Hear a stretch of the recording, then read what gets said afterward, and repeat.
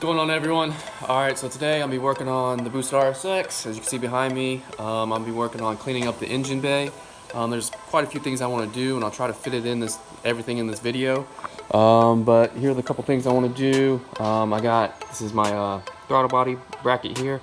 I got another one that goes more even this way instead of going up at an angle, so I want to see this ugly throttle cable going like this. It'll be more tucked in. I'm also gonna try to extend these injector clip wires. As you can tell, they're not that long. They're only a couple inches long, and I'm not able to tuck it under my manifold, so I'm gonna extend these so I can tuck all these wires under the manifold. I'm also got a vacuum block over here, which is right here. And I got my fittings and all that, my barbs and my plugs and all that. So I'm gonna be mounting that in here in the engine bay, and I'm gonna clean up some of these vacuum hoses. I got one right here, got one right here, got another one right here. They're all going to all these different places that need it.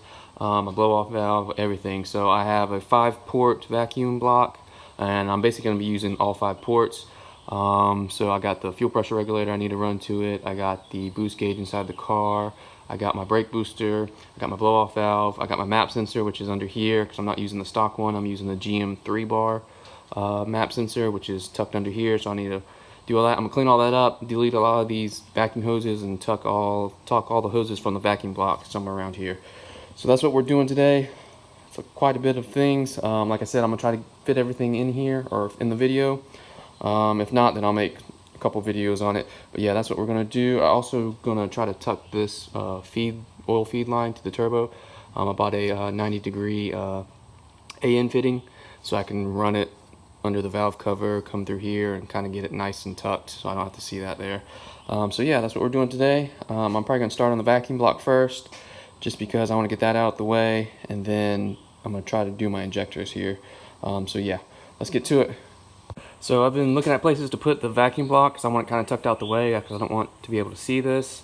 I looked at going down here between the blow-off valve and the frame here, but it's not enough room. I looked at back here. I don't really want it back here in the back too much just because of all the heat back here. So I want to try to keep it towards the front in this area. So what I kind of saw was my radiator support right here. There's a hole. I don't know if you can really see it right there, where I can put a screw in, and that's where I'm thinking about putting this. So it'll be down in here, something like this. And the barbs are facing down, and they'll be kind of tucked out the way. You won't be able to really see them that much, so it'll be sitting kind of like this, and then all the barbs are at the bottom, and then I'll loop them down and around to wherever I need it. Another thing I got is I got 15 feet of hose here. Hopefully that'll be enough. I'm not sure yet.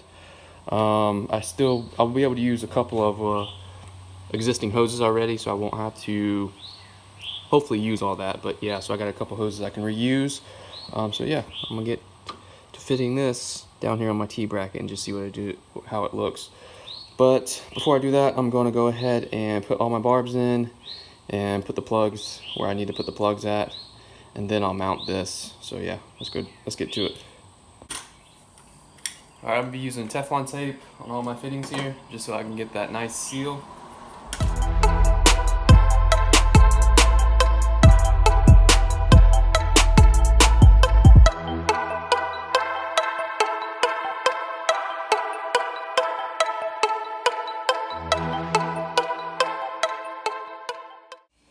Okay, got all the barbs in, got them tightened down, my Teflon tape, got the plug in.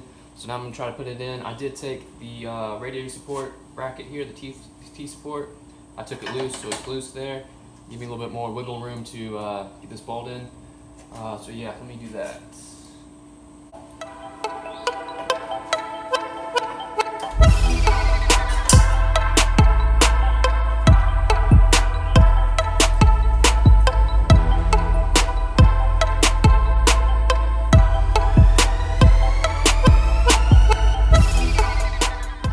So she's in now. You can't really see. Let me get a light on it.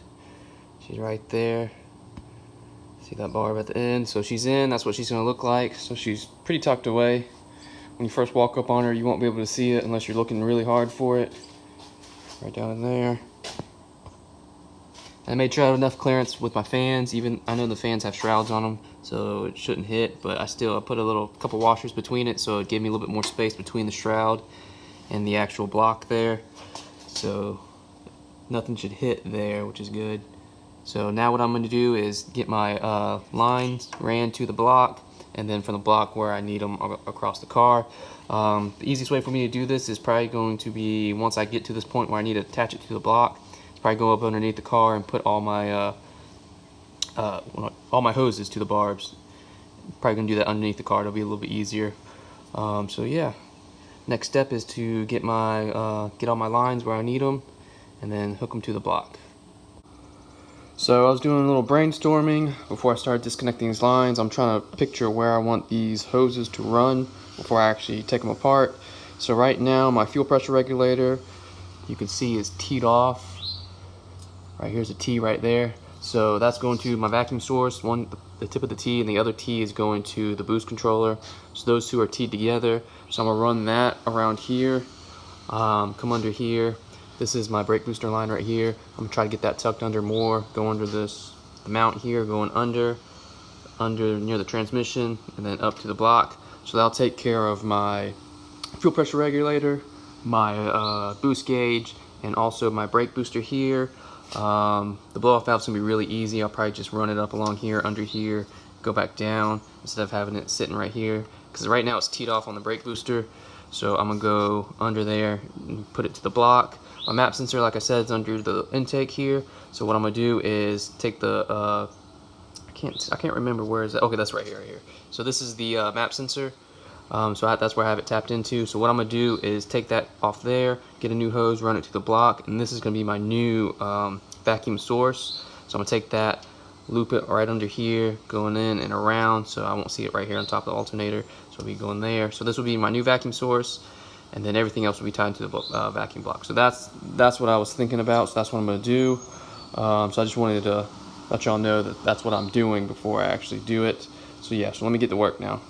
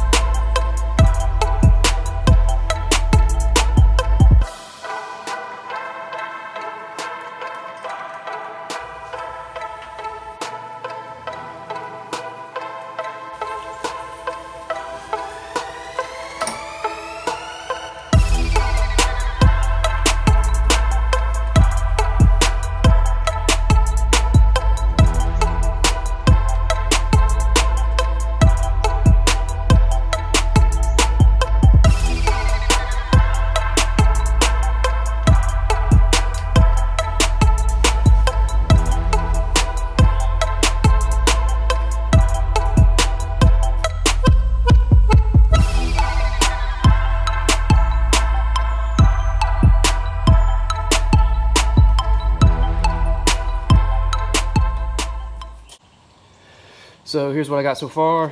Let's see here, we got 3 hoses here. So one of them's gonna be coming from my brake booster. The other one's coming from the fuel pressure regulator, teed off with the boost gauge inside. Then I have the last one's gonna be the blow off valve here, and this is how I got it ran. So as you can see, this is where the hose comes off.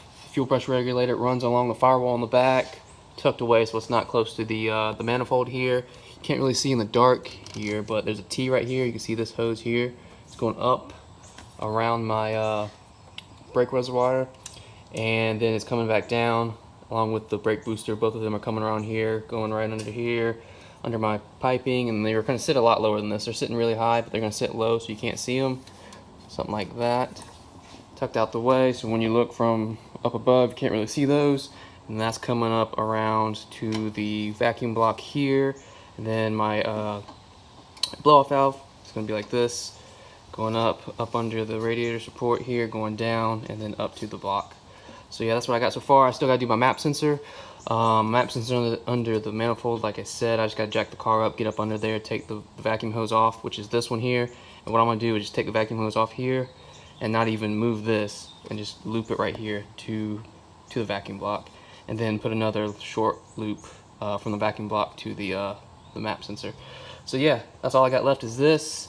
But yeah, that's pretty much how she's gonna look so far. I just got to my map sensor, got it hooked up. You can't see from here, but I did jack the car up. As you can see, she's jacked up. I actually didn't have to do that. I was able to pull this radiator support back. I was able to get my hand up under here, and I was able to pull all my hoses out and then reroute this one. So this one's going under here, going up under the radiator support and going down and looping to the backing block. So I already got my map sensor hooked up. I haven't hooked up the other ones yet. I'm about to do that now. So after I hook these up, I just gotta zip tie all the hoses to the vacuum block. Zip tie them, make sure they don't come off, and that'll be it. So here's the other hose here, there too. So I got 3 hoses to hook up. The 4th one down there is already hooked up, which is my map sensor, and I'll be done. So yeah.